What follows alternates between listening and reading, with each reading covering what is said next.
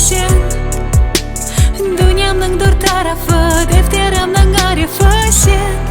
Kelsen dengişecek etrafım, aytacak her bir lafım. Haydi haydi haydi yeter endi ağlamak. Men özüm kaldım sanki terekte yaprak. Men anlayım seni, istersen baklı olmak. Ama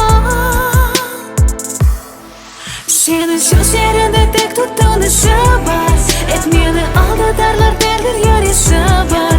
Destan olduğumu sevmek yayı misal, bu alem sensiz yeter. Belki bana tek senin sesin gerektir. O evdamız ya geçerler de örnektir. Ordu gibi atarır birisini buğday bebeyaz har.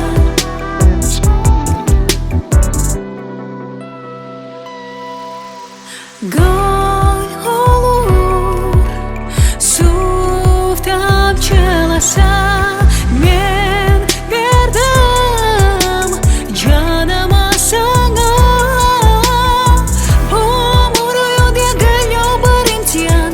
Bu hikayeler eski sanki bu cihan. Beraber olmak belki tabayım bir imkan. Aman